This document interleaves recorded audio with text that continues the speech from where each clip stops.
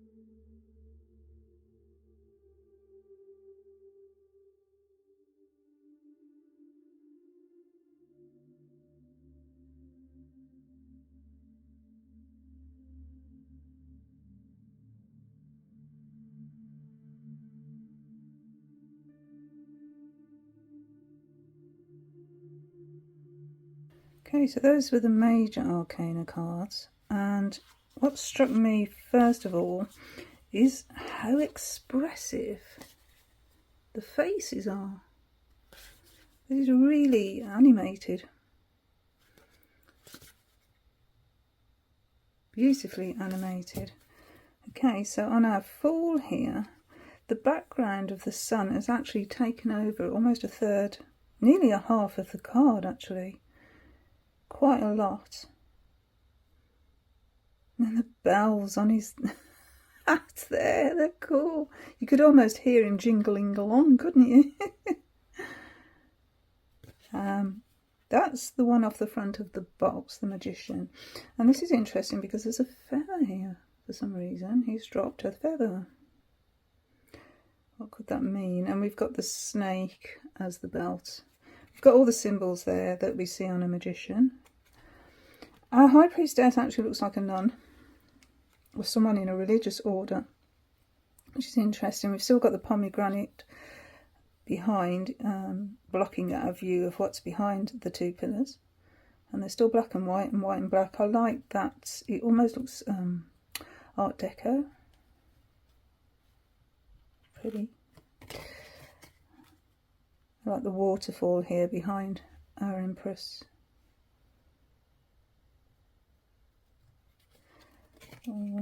And the difference between the Empress and the Emperor is quite striking in the fact that this is really lush greenery behind, whereas with the Emperor it's quite an arid landscape, and we have the red here for Aries, one presumes, and the ram's horn. We've got an ankh. But yeah, it looks very arid, whereas this looks very lush and plentiful, so I like that. What else? The way the snake is coming down the tree here in our Lover's card and actually entwining around the female figure. Like possessed. Like she's possessed by the snake almost. Oh, the sun's going in. I'm terribly sorry. And then the way the angel is actually holding the sun. Yeah, so that's really cool. I like the way that the two Egyptian type figures here have their tails entwined as well.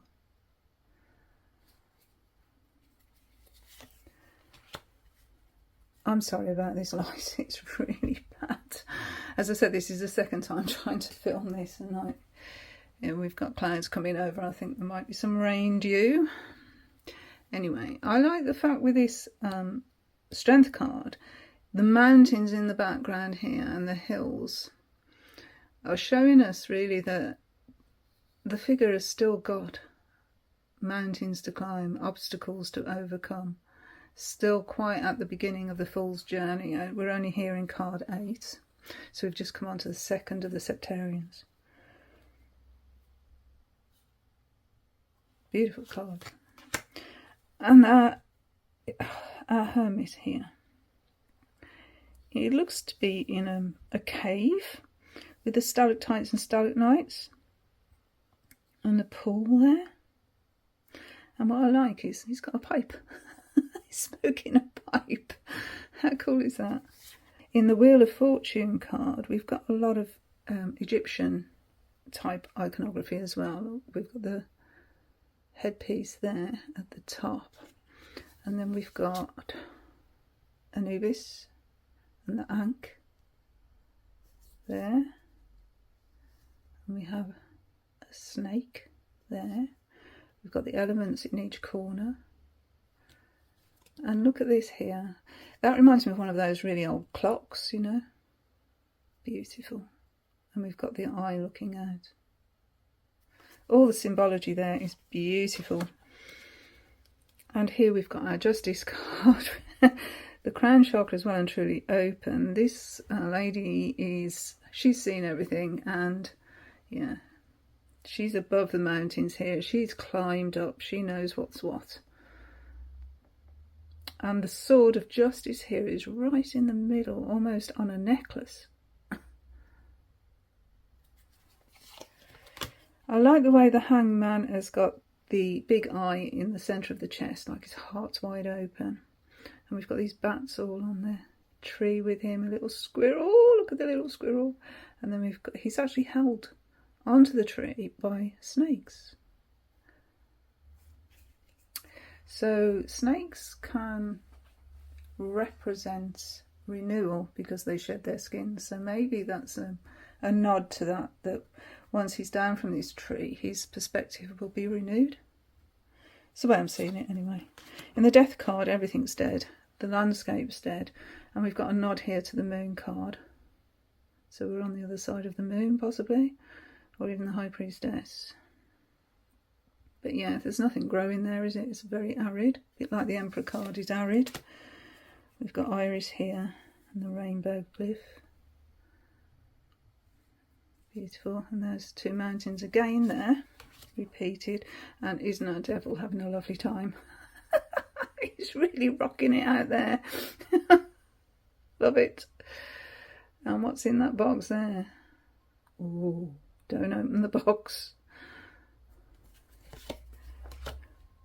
Interestingly, with the tower, is what's blown off the roof is quite a Christian type symbol here.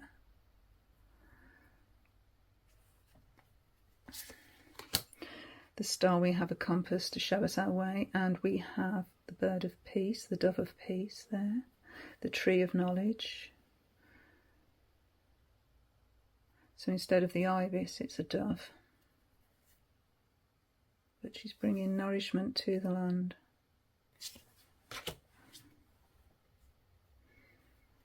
Nice. Like the moon, he's got his eyes closed. It's interesting. And the sun with the eyes open. In contrast. Then the judgment card is very Egyptian as well. It's got mummies that are actually being awakened. Pyramids. And the whole background is like round. It's not a flat scene. It actually shows some sort of movement there. Very much so. And the flag has an ankh on it, which is a little bit different to what we normally see. And then here in the world card, we have another compass, but we also have the goddess Nui, or not, I don't know how that's pronounced, within the Ouroboros. So I love that. So that's the major arcana. Let's have a little look at the minors. So if we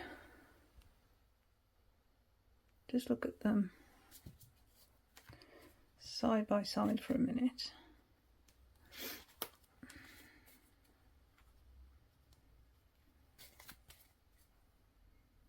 You can see how each suit, the seed is represented. And it's lush. It's just so full of life and so full of vibrant imagery.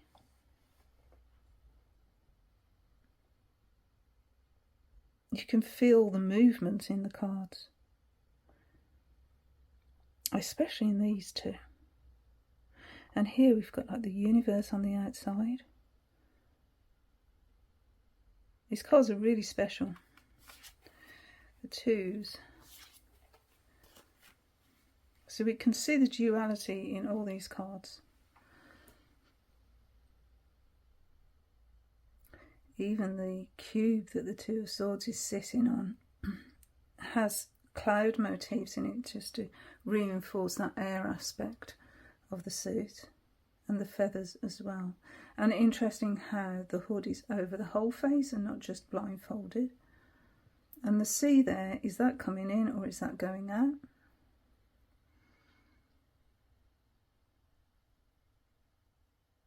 Again, we've got this Egyptian type theme here in the Two of Wands, which we saw in the majors.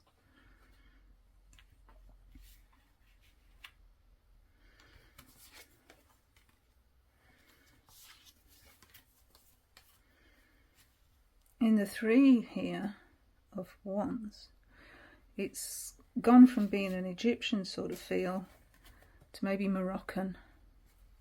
There's a desert landscape and this figure is wearing a fez. And camels do represent journeys. These three having a wonderful time.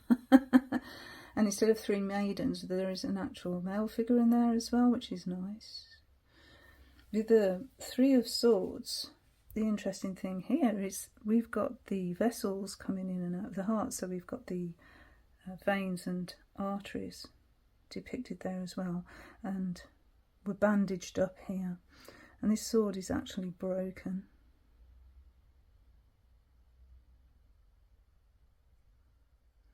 And in the Three of Pentacles, we've got more than one artist this time. We've got two actual artists here.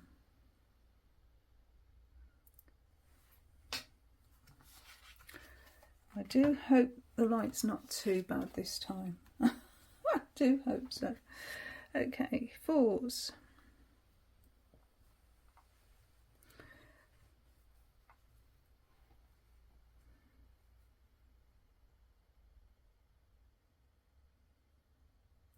It's a different perspective here on the Four of Swords. We're used to seeing him lying sideways, and this would possibly be what he's fighting for, wife and child, possibly. But here he is resting, having a moment before taking up the sword again. And in the Four of Pentacles, this is, look at this. We've got a rat. And some bats. Still holding on to those pentacles.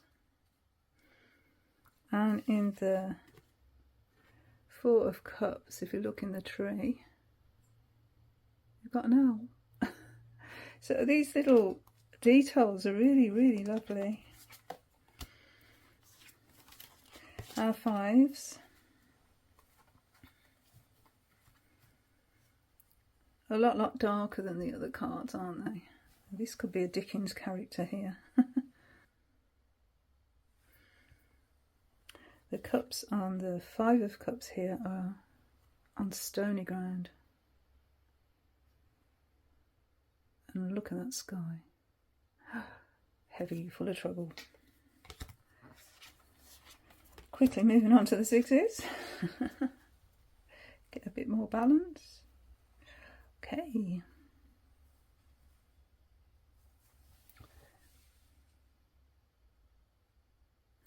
It's nice that the figure's on a swing here. That does sort of show childhood pleasures. And we've got spring depicted here with the spring blossom, cherry blossom.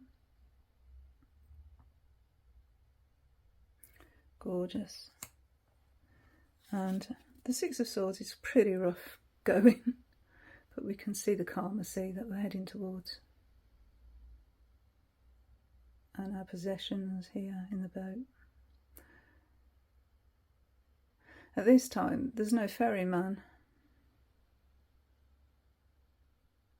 standing. There's a guy rowing the boat, not poling it, you know, with a barge pole.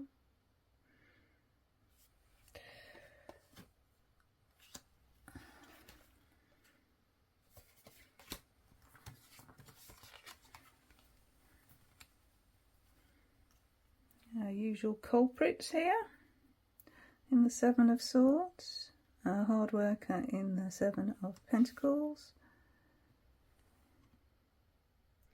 trying to till that ground.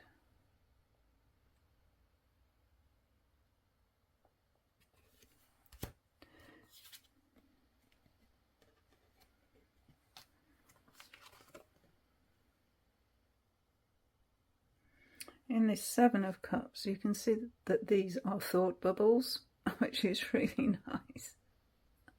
Total thought bubbles. The Eights.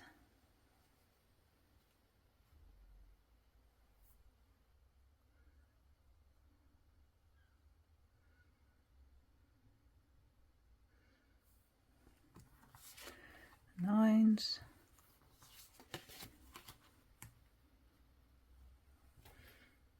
This guy here in the Nine of Cups, look at that face. Almost like a pig snout. And there's prayer flags in the background there.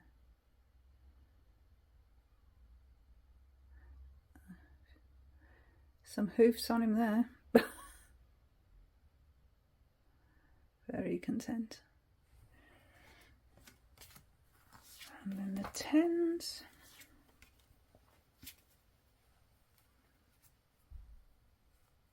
Sweat coming off the Ten of Wands there.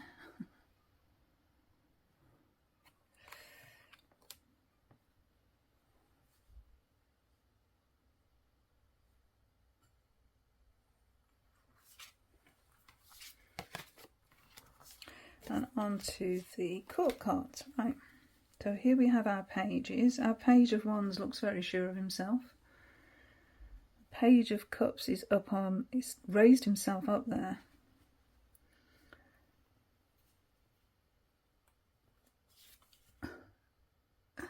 Isn't that great? Got his glasses on. Or a mask, is it a mask?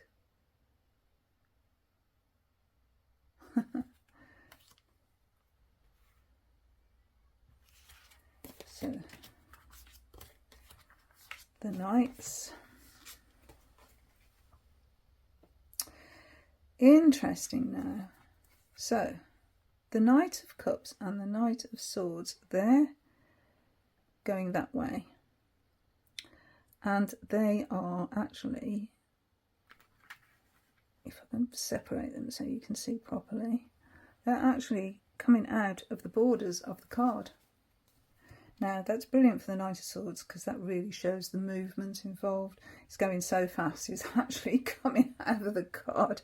Whereas the Knight of Cups is usually a little bit of a slower energy, so there's that. The Knight of Wands is actually coming out of this side of the card. You can hardly keep that horse under control. He's got a real flame coming out of his hair, that head piece there, helmet.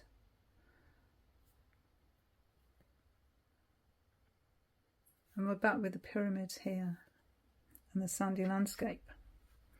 The Cups is very green and lush. Swords is actually in the air. And Knight of Pentacles is not mounted. And his feet are coming out of the border here, so we can see he's really grounded. And our Queens, let's have a look at the Queens. So different energies, aren't they, to each other? You can actually see the different energies in these cards. Our Queen of Wands, very sure of herself. Looking straight at us, as is the Queen of Swords, but for different reasons. She seems very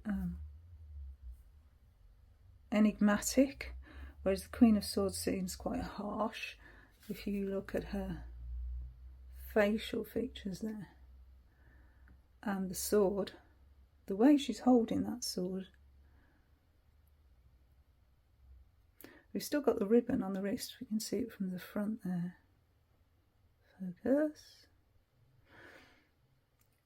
Quite an Asian feel to that one. Whereas our Queen of Wands is showing a leg. Very confident. And then finally the Kings.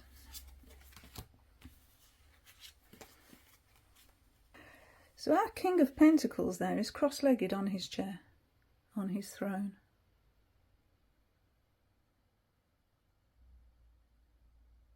And got the Hound in front. The King of Swords is indoors. The King of Cups is right by the sea.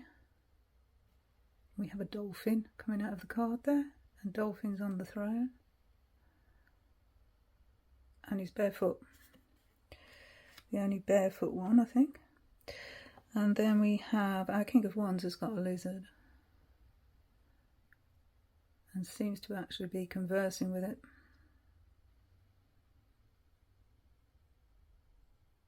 I like the lion up on the throne as well.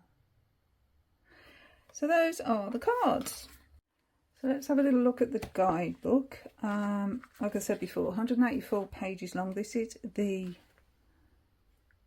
author of the book, Lisa Porter.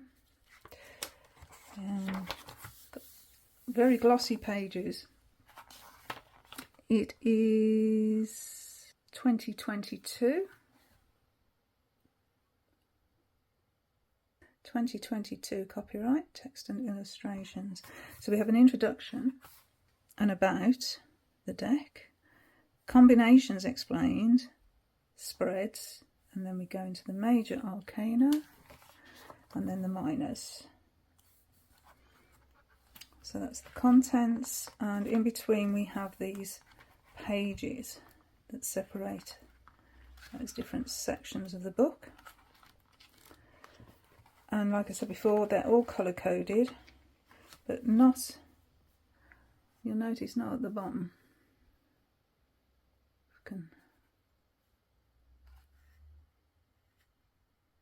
So they're not colour coded on the end of the pages, which is a bit of a shame really, because that would have helped. But they are, I mean, if you just flip through, you can go, oh yeah, Wands red, yeah, Swords pale blue, Cups blue, so you know where you are, Pentacles green. Not so, as I said, with the majors, they are all different colours. Brief historical overview of origins of tarot. About the deck.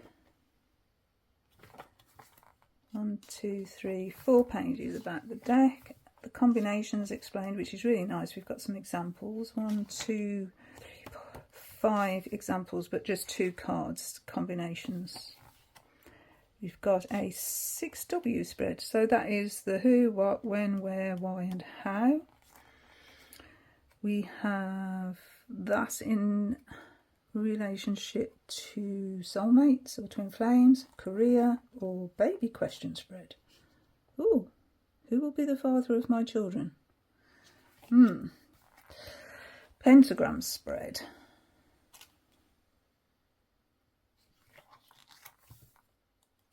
And then we're into the cards. So for each one we've got a full page of explanation and some keywords upright and reversed.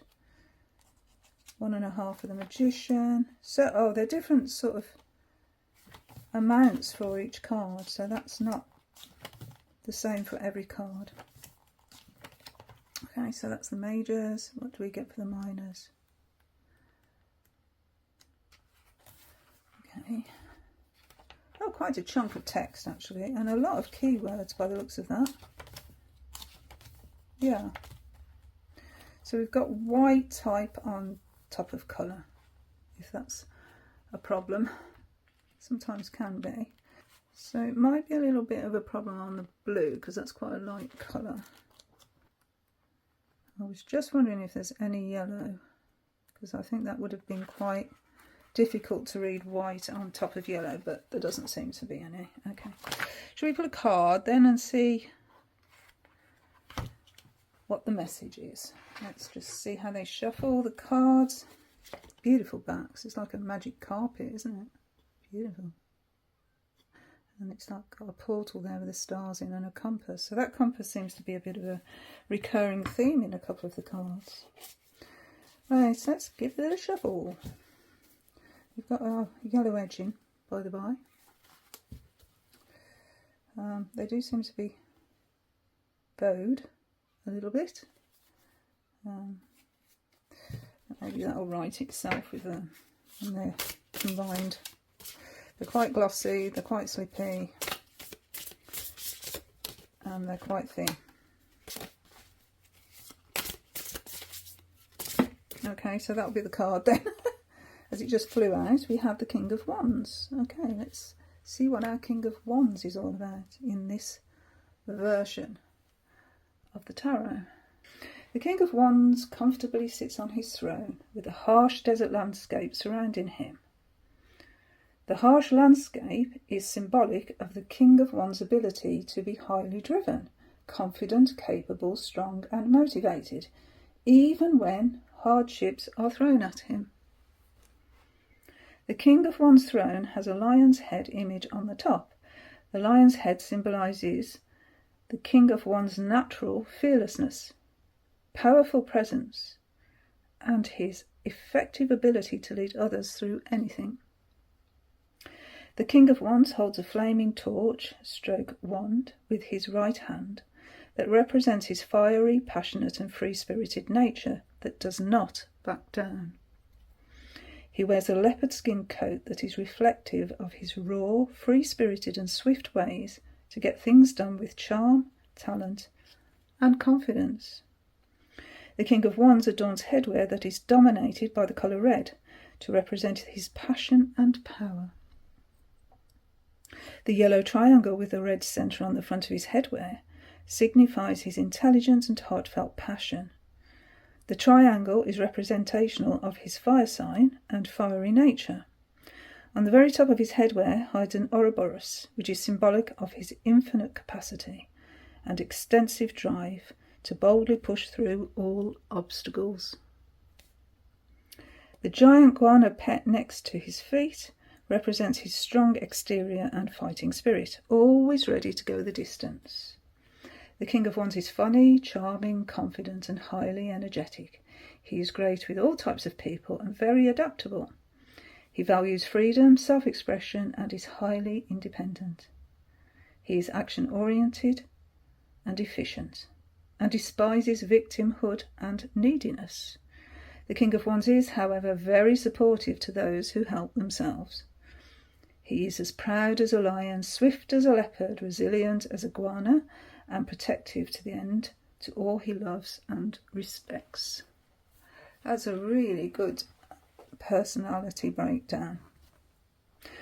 So we have then the keywords of upright and reverse. So upright, a natural born leader, bold, confident, energetic, visionary, proud, passionate, fearlessness, highly motivated, self-driven, free thinker, action-oriented. And then reversed, ineffective, domineering, cruel, short-temper, vicious, a weak leader, forceful. So really is a lot of information there. Very impressive. I'm really impressed with this deck. I think it'd be brilliant for beginners. It's vibrant. It's beautiful. It is absolutely beautiful. And the expressions on the faces are really cool. I mean, look at her face there. Is that not a daydreamer lying on a bed? So yeah, this is really, really cool. I love the little quirkiness within there, you know, that you can find when you look inside the cards. If you look closely at them, there's some really good nuances in there. So that's my walkthrough and thoughts on the beautiful Mystical Realm Tarot by Lisa Porter. I hope you enjoyed this video and this little walkthrough and my thoughts. So anyway, until the next video, thank you for watching. Bye.